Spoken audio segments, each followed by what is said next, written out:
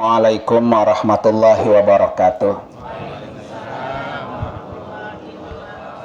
Alhamdulillah wassalatu wassalamu ala rasulillah wala haula wala quwata illa billah amma ba'du. Para bapak dan ibu, tamu Allah dan tamu Rasulullah yang dimuliakan oleh Allah Subhanahu wa ta'ala. Alhamdulillah, pada malam hari ini atau pada pagi hari ini kita selangkah demi selangkah kegiatan kita satu-satu kita tuntaskan. Mudah-mudahan Bapak Ibu Allah kasih kekuatan, kesehatan yang sempurna, sehingga bisa mentuntaskan program umrah kita sampai balik lagi ke kampung halaman kita. Bapak Ibu sekalian, keberangkatan Bapak Ibu ini sama seperti kalau bahasanya engkong ngaji pelaut, mana ngelajak namanya kong ya, merantau. Orang kalau ngelajak merantau pulang harus bawa apa? Bekal, harus bawa bekal yang banyak. Kata Allah, wa tazawwadu fa inna khairaz zadit taqwa. Berbekalah kamu, karena sebaik-baik bekal itu adalah bekal ketakwaan. Kita semuanya nanti pasti pulang kampung. Pasti nggak Bu? Ya, di kampung biar kita enak, biar kita bahagia. Nah, selama merantau harus bawa bekal yang banyak. Ya, salah satunya Bapak Ibu sekarang ini lagi nambahin bekal. Ya, sehingga kalau besok pulang umrah kita dipanggil oleh Allah pulang menghadap Allah, kita sudah bawa apa? Bekal. Di dalam buku ini Bapak Ibu yang sudah saya berikan di halaman 18, ya, ini ada 3 manusia yang tidak pernah rugi, selalu untung. Ya, jadi manusia yang tidak pernah rugi, selalu untung, ada 3 orang. Dan Allah sudah jelaskan di dalam surah Fatir ayat 29. Yang pertama, innalladzina yatluna kitaballah. Nah, Bapak Ibu ini merantau jangan sampai rugi. Ya, jangan sampai kagak bawa untung pisang. Dari rumah pulang ke rumah rebek doang dibawa ya. Nah, jangan ya. Yang pertama, orang yang tidak pernah rugi itu adalah orang yang selalu membaca Al-Quran. Ya, kenapa? Karena membaca Al-Quran itu mau paham, nggak paham, dicatat ibadah. Ya, pokoknya yang ibu bisa baca. Bisanya baca kulhu, ya kulhu sebanyak-banyaknya. Kulhu Allahu ahad, Allahu samad, lam yalid walam, sebanyak-banyak. Emang itu yang kita bisa. Ya. Ya syukur-syukur sih baca Quran punya sampai hatam.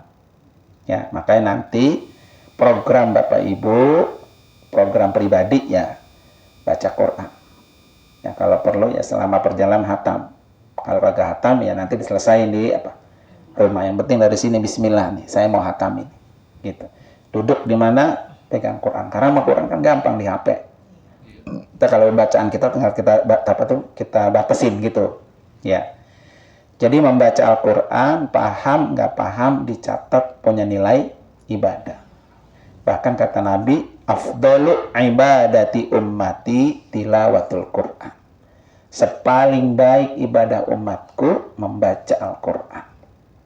Nah, riwayat lain kata Nabi, afdalu ibadati ummati tilawatul Qur'ani nazran. Begitu Bu. Sepaling baik ibadah umatku membaca Al-Quran yang dibaca. Jadi membaca Al-Quran dibaca begini itu lebih utama, lebih afdal ya. Yang kedua, membaca Al-Quran itu dihitung nilai pahalanya per huruf. Jadi bukan per surah. Jadi kalau Bapak Ibu baca alif lam mim berapa huruf? 3. Alif 1 huruf, mim 1 huruf, lam 1 huruf. Satu hurufnya Allah kasih 10 kebaikan.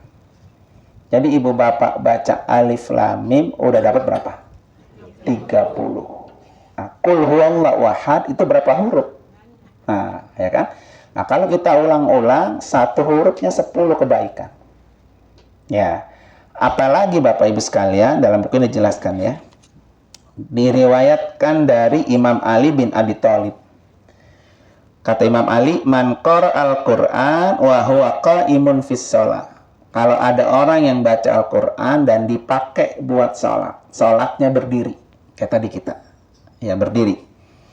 Kana lahu bikulli harfin mi'ata hasanah. Satu hurufnya Allah balas 100 kebaikan. Bukan 10 lagi.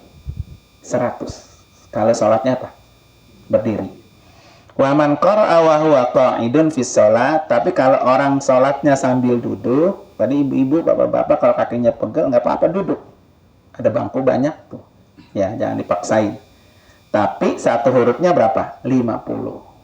Turun, lain enak kan duduk. Ya, banyakan berdiri walaupun sakit-sakit dikit enggak. Ya, Asman ya. Iya, nggak apa-apa. Nah, kemudian kalau orang itu membaca Al-Qur'an kharijus shalah, di luar sholat, tetapi punya wudu. Ya, punya wudu, maka satu hurufnya 25 kebaikan. Ya, lagi ini nih, kita baca tadi itu alam nasroh ya. Itu satu hurufnya berapa? 25, karena kita punya wudu. Ya. Tetapi kalau orang yang ghairi toharotin, ya, tidak punya wudu, dia satu hurufnya 10. Tuh, jadi nggak pernah rugi, untung selalu.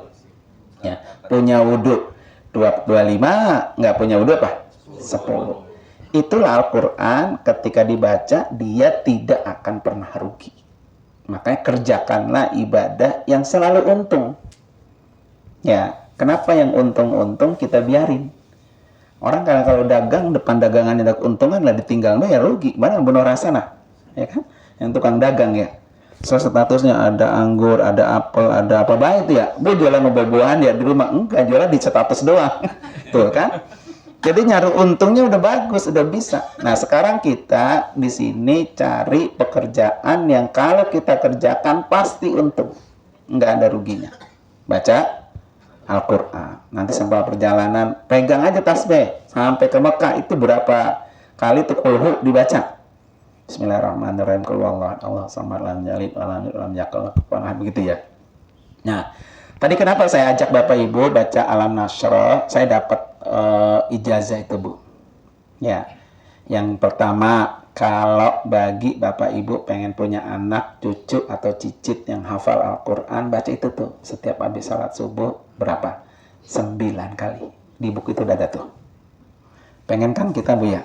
Kalau nggak anak kita, ya cucu kita. Kalau nggak cucu kita, cicit kita. Gitu. Nenek-nenek udah agak bunting lagi kan udah nggak mungkin punya anak lagi kan? Gitu. Paling kagak nanti ada yang hafal Al-Quran cucu. Kalau nggak berarti apa? Cicit. Begitu ya. Baca 9 kali setiap habis subuh. Kemudian ada juga amalan baca itu 9 kali, tangan taruh di sini gitu, Bu, tuh di dada. Buat apa? Supaya itu dada kita, hati kita jangan selalu benci sama orang. Kan ada, Bu ya. Lihat orang tuh kesel bawaannya. Ya. Jadi lihat orang itu tenang aja sama gitu, Bu, happy aja begitu ya. Kan tergantung di sini nih. Lihat orang begini gedek, lihat orang begini gedek, lihat orang begitu gedek. Nah, itu berarti di hati Bapak Ibu masih ada penyakitnya. Nah, penyakit hati itu nggak bisa diobatin kecuali diri sendiri. Nah, salah satunya adalah pertolongan Allah. Alam nashrah laka sadrak gitu ya. Biar dada kita itu Allah kasih lapang. Lapang itu, Bu, enak aja udah gitu. Jadi lihat orang begonok ya begini, nggak pernah benci, nggak pernah kesel, nggak pernah. Ya. Ada orang yang lebih kaya dari kita, ya, ada orang yang lebih bisa dari kita, nggak kesel nggak, karena hati kita emang udah kita apain, kita lapangkan, ya. Nabi itu, Bu, sampai Allah sebutkan tuh alam nashrah laka sadrak, bukankah kami lapangkan dadamu Muhammad, gitu. Sehingga apa, Bu? Nanti Ibu akan lihat rumah Nabi itu luasnya 4 meter kali 4 meter. Dia nggak pernah apa tuh? Dia nggak pernah benci sama orang. Sampai Nabi tuh, Bu, tidur itu pipinya sampai bekas stiker kelihatan. Ya kan sampai sahabat datang ke rumah Nabi, ya Rasulullah, kamu nggak pantas seorang Nabi tidur di tikar yang pipinya apa tuh? Bekasnya kelihatan. Jeplak gitu Bu ya. Kata sahabat, apa perlu saya belikan permadani, karpet yang empuk biar kamar? Nggak mau. Ya, itu hanya dunia. Ya. Jadi Nabi itu nggak pernah iri dengan orang, dengan ini, dengan itu ya. Karena dia punya dada yang lapang. Nah, oleh karena itu ibu tuh boleh dibaca. Jadi biasa aja gitu Bu, mau orang lebih kaya dari kita lebih maju dari kita ya. Pokoknya urusan kita, urusan sama Allah aja gitu. Orang kan masing-masing punya apa tuh? Rezeki, ya Bu ya. Nah, Bapak Ibu sekalian, kemudian Bapak Ibu sekalian, kenapa membaca Al-Quran itu termasuk pekerjaan yang pasti untung? Karena Al-Quran itu dibaca, ya'ti yaumal qiyamati syafi'an li ashabi. Dia akan datang memberikan kita syafaat, bantuan. Kita kan nggak tahu Bu, di akhirat hidup kita enak apa enggak, sengsara apa bahagia. Kalau di akhirat umpamanya nauzubillah kita sengsara, Quran tuh datang Bu nemuin kita. Nih yang sering lu baca, walaupun bacanya quru doang. Gitu ya. Datang dia ngapain? Ngangkat derajat kita, memberikan syafaat.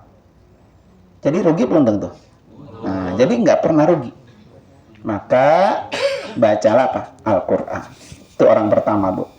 Orang kedua Bu, yang tidak pernah rugi, kata Nabi, kata Allah, wa aqamus sholat, yaitu orang yang selalu mengerjakan sholat. Jadi sholat itu Bu, pekerjaan yang tidak pernah rugi. Bahkan sholat itu barometer, ukuran seseorang amalnya baik apa enggak dilihat sholatnya. Jadi nanti ibu kita ya di akhirat itu ketika ditanya oleh Allah, berapa kali lu umroh? Bukan. Berapa kali lu haji? Bukan. Berapa banyak lu bersedekah? Bukan. Tapi sholatnya bagus enggak? Kalau sholatnya bagus, maka amal lain ikut apa? Bagus. Maka ibu-ibu tuh kita ajak sholat. Ya. Nah, ibadah sholat ibu sekalian adalah ibadah yang paling mendekatkan diri kita kepada Allah. Nabi itu kan tadi rumahnya berapa? 4 kali 4.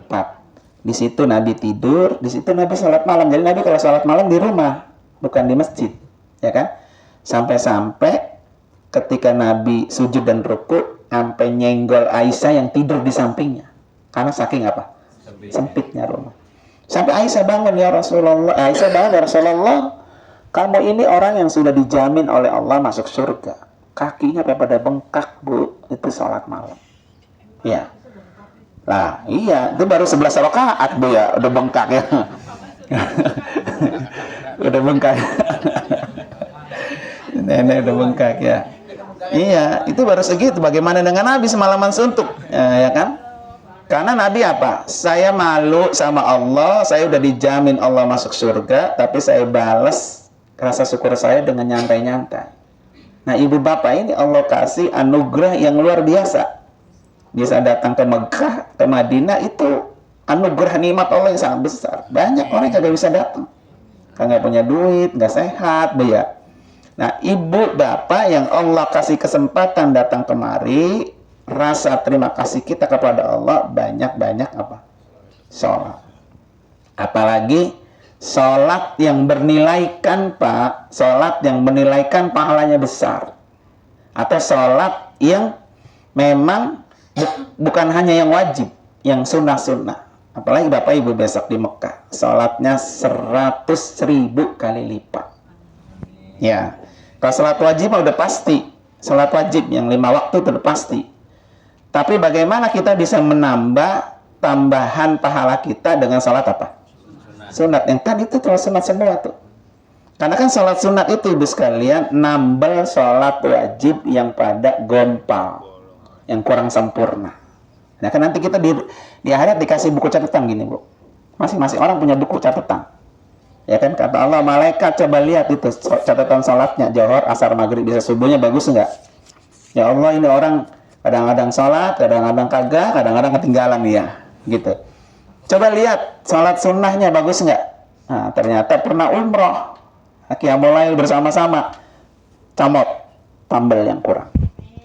Tuh begitu, ya kan? Makanya kalau bisa Salat sunatnya itu kerjain yang maksimal.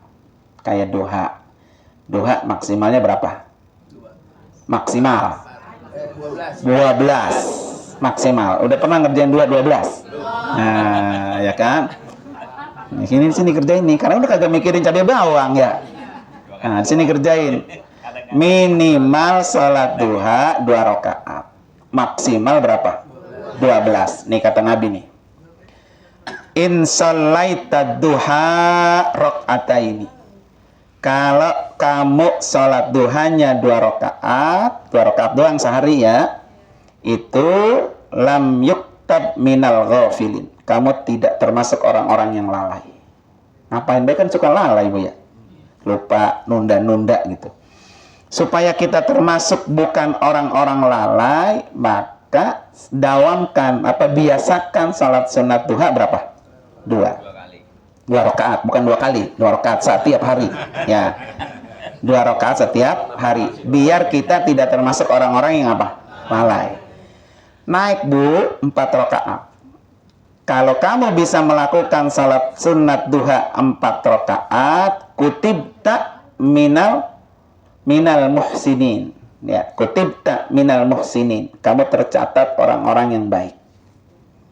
Jadi perilaku kita baik, akhlak kita baik, hati kita baik, sikap kita baik. Kalau kita punya kebiasaan salat duha berapa? 4. Nah, sama tetangga baik, sama saudara akur, sama ini akur. Kalau kurang baik, nah itu duhanya amplok-amplokan tuh.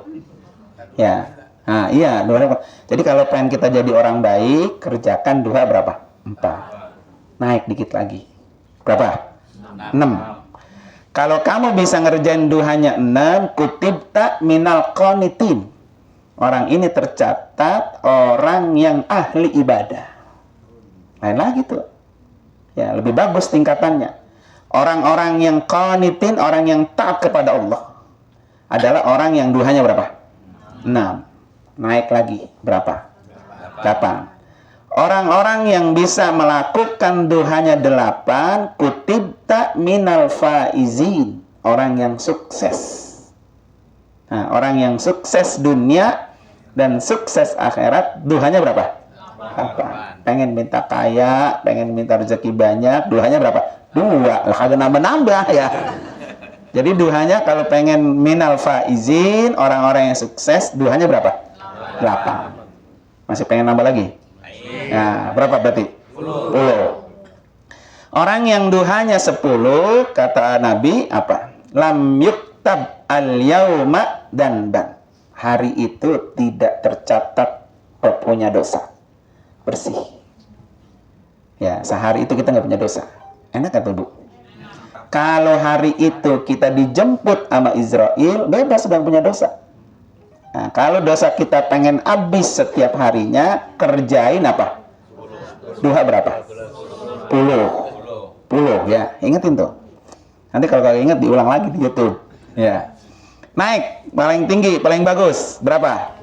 12. Orang-orang yang duhanya 12, kata Nabi, banallahu baitan fil jannah. Allah kasih kapling rumah di surga. Pulang kampung udah punya rumah. Jonjon. Nah, jonjon Bu, bukan yang komisi di tengah. Oh, jajan itu ya. Jadi kalau kita pulang kampung udah punya rumah, udah punya kapling, tenang, enak. Kayak bapak ibu kan terus udah ngerantau, maka bangunlah rumah di surga. Bagi orang yang selalu salat duhanya berapa? 12. Berarti ntar siap 12. Insya Allah nyuruh minta kaki baru belonjor ya. Nggak apa-apa begini nih duduk ntar. Ya 12 duduk di kursi. Nggak apa-apa ngasal sedikit. Makanya kan jam 8 sini kan. Jam 8 sholat duhanya masing-masing. Ya duhanya masing-masing. Jadi nggak berjamaah. Duhanya masing-masing. Kerjain sesuai dengan kemampuan. Kalau nggak berdiri ya duduk. Ya biar kita termasuk orang-orang yang beruntung. Lah kan kemarin mau ngerantau. Ngapain kalau sini tebang mau makan di restoran doang ya? Ya, sekarang kegiatan kita sholat dulu. Ntar besok di Mekah nih tampuannya kaki umroh, tawaf sama sa'i. Ya, tuh 2 orang yang tidak pernah rugi. Ketiga, kita ada 3 orang kan? Orang yang tidak pernah rugi, kata Allah adalah wa anfaqu mimma razaqnahum sirran wa alaniyah. Yaitu orang yang menginfakkan hartanya baik secara sirron, ya sembunyi-sembunyi, ataupun secara apa? Alaniyah, terang-terangan. Nah, Bapak Ibu itu kemarin udah kita minta untuk wakaf ya. Nah, wakaf itu termasuk tadi infak.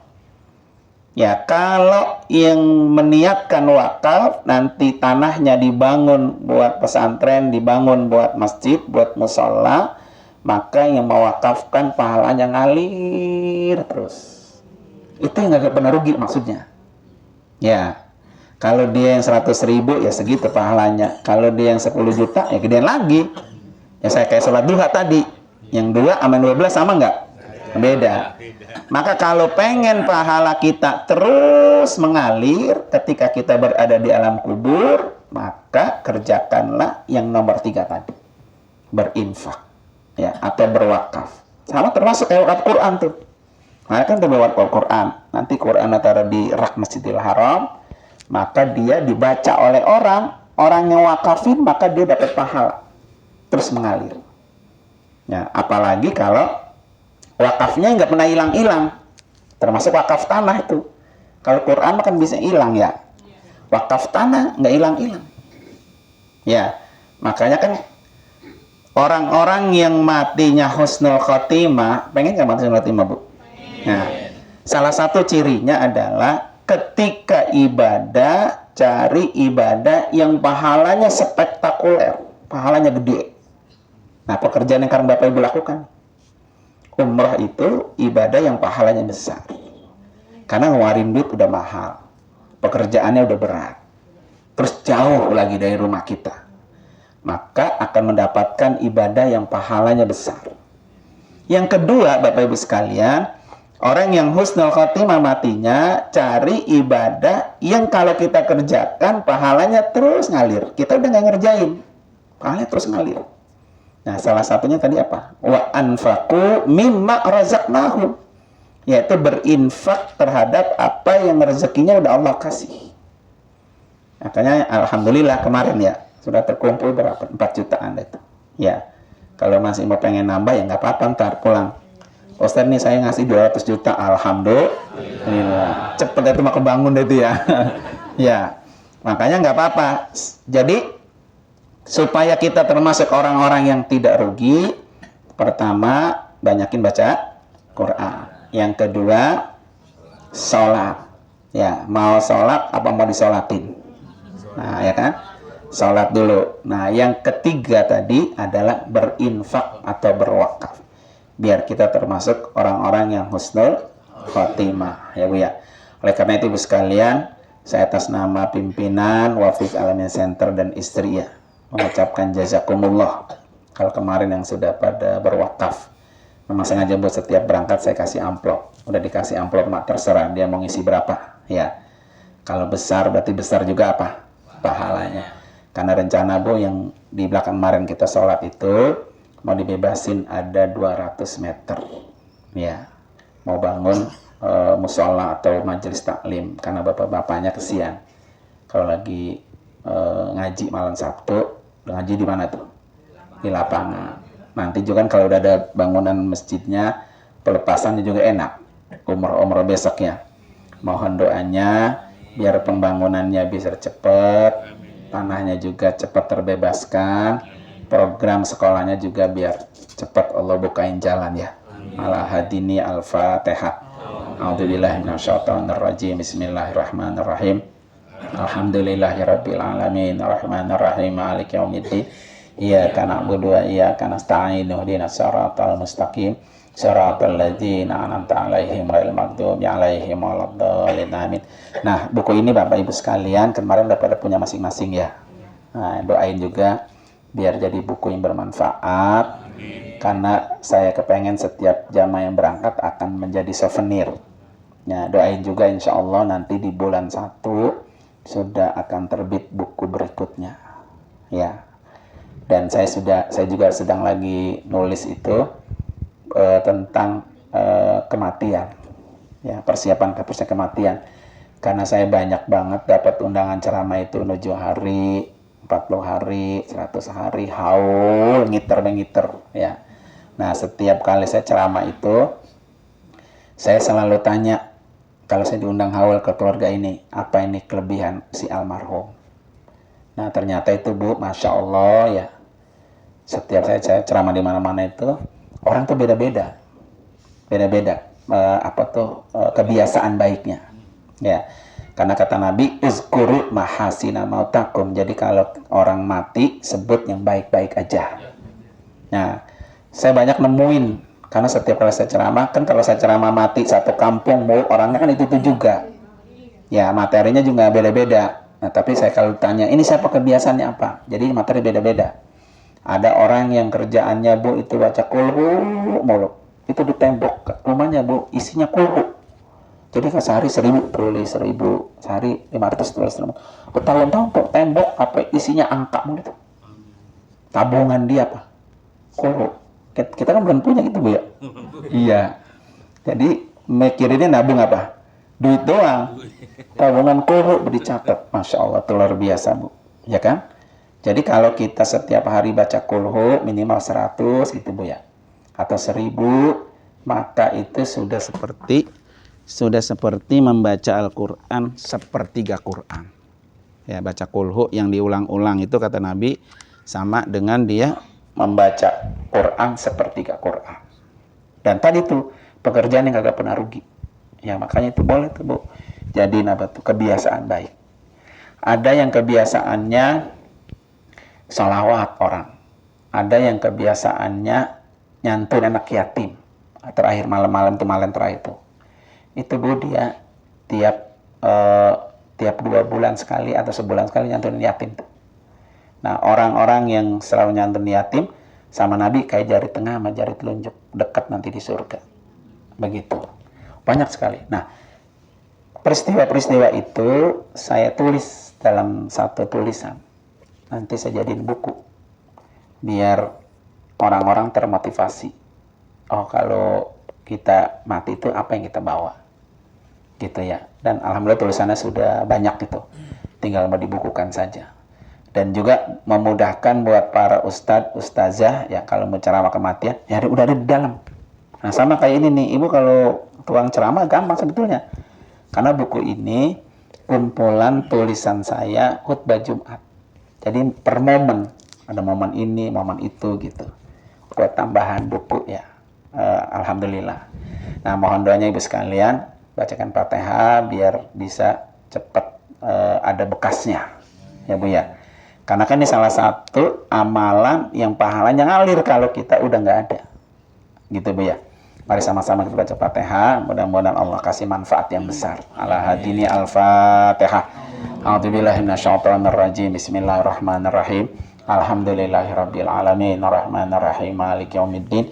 Iyyaka na'budu wa iyyaka nasta'in. Ihdinas siratal mustaqim, siratal ladzina an'amta 'alaihim ghairil maghdubi 'alaihim waladdallin. Amin. Yang ketiga Ibu sekalian, kita baca Fatihah buat putra-putri kita yang sedang ujian.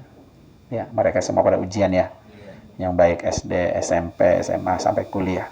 Kita doakan biar Allah kasih kemudahan, Allah kasih ilmu yang bermanfaat, jadi anak yang soleh dan solehah. Ala hadini al-Fatihah. A'udzubillahi minasyaitonirrajim. Bismillahirrahmanirrahim. Alhamdulillahirabbil alamin, arrahmanirrahim, maliki yaumiddin. Iyyaka na'budu wa iyyaka nasta'in. Ihdinas siratal mustaqim, siratal ladzina an'amta 'alaihim ghairil maghdubi 'alaihim waladdallin. Amin. Bapak Ibu sekalian, tadi kita sudah mulai, saya titipkan sholat qiyamul lail Bu ya. Sholat tahajud 2 rakaat. Ya, kalau bisa setiap hari. Kalau enggak seminggu sekali, kalau enggak sebulan kali. Kedua tasbih. Ya, tasbih itu 4 rakaat. Kalau malam kayak tadi 2 rakaat salam. Kalau siang boleh, tapi 4 rakaat sekaligus tanpa ada tahiyat awal. 1 rakaatnya 75 kali tasbih. Ya, berarti kalau 2 rakaat 150. Berarti kalau 4 rakaat berapa? 300. Nah, bacaan tasbih itu Ibu sekalian, kata Nabi apa? Ahabbul kalam ilallah arba'un. Ada 4 ucapan yang Allah sangat suka. Allah sangat suka. Subhanallah, walhamdulillah, wala ilaha illallah, wallahu akbar. Nah, ini 4 ucapan yang Allah sangat suka. Jadi kerjakan amalan yang Allah suka. Kalau Allah suka, apa yang kita minta, Allah kasih. Itu. Ya. Maka kerjakanlah salat tasbih. Subhanallah, walhamdulillah, wala ilaha illallah, wallahu akbar. Nah, di angka yang ke-10 atau di angka yang 15, kalau dari Kiai Nasir itu suruh tutup la haula wala quwata illa billahil aliyil azim gitu. Ya, itu yang pertama. Yang kedua, tasbih itu adalah oleh-oleh dari Rasulullah untuk pamannya Abbas. Ya, kata Nabi, wahai pamanku, mau nggak nih aku berikan satu amalan yang kalau engkau amalkan akan menghapus 10 dosa kamu. Dosa besar, dosa kecil, dosa sengaja, dosa sembunyi, dosa lama, dosa baru, dosa sedikit, dosa besar, dosa kecil ya. Dosa yang jauh, dosa yang dekat gitu. Kan kita banyak gitu. Yang jauh ya kita dosa, yang dekat juga dosa, yang lama juga masih ada, yang baru dikerjain gitu ya.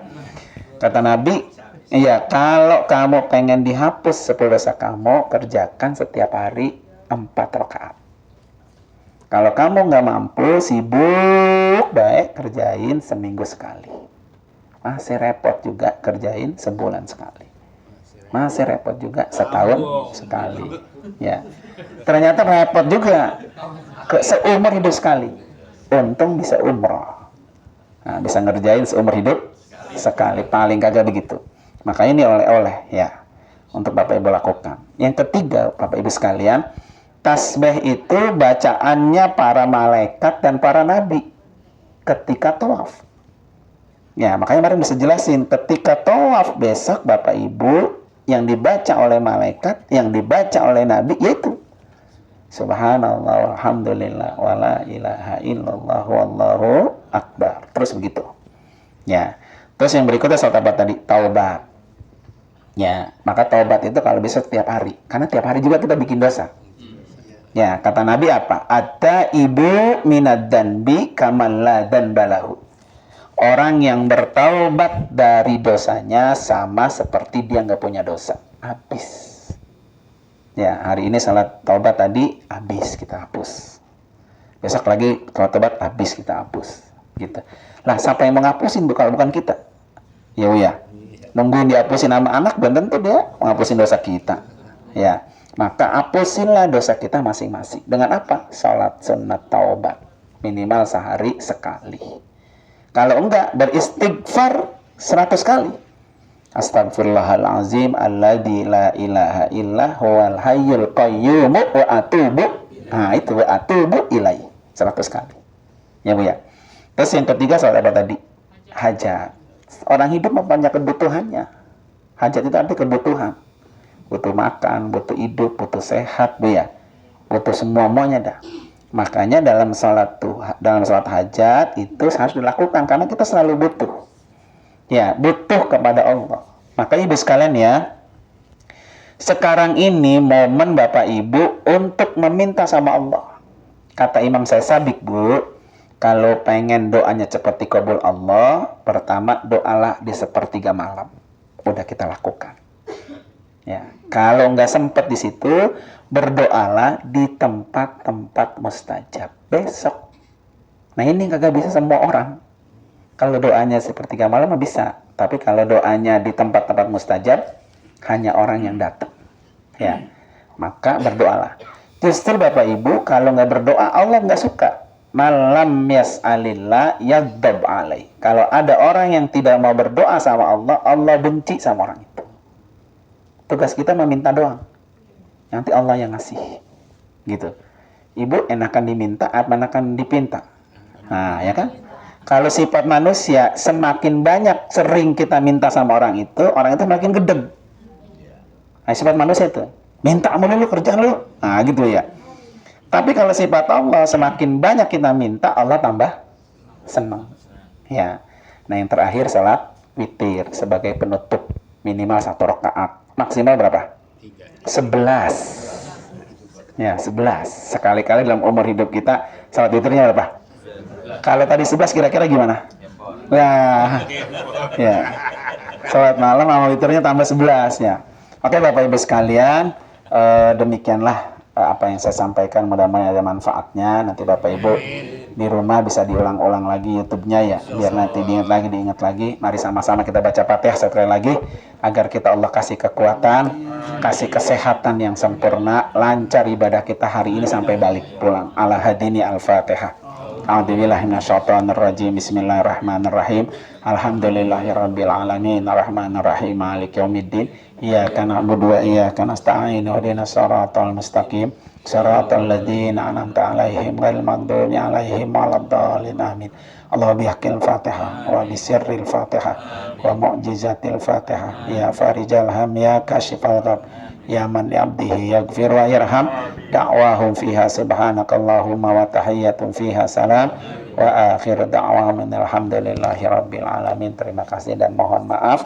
Hadanallahu wa ikum ajma'in. Assalamualaikum warahmatullahi wabarakatuh.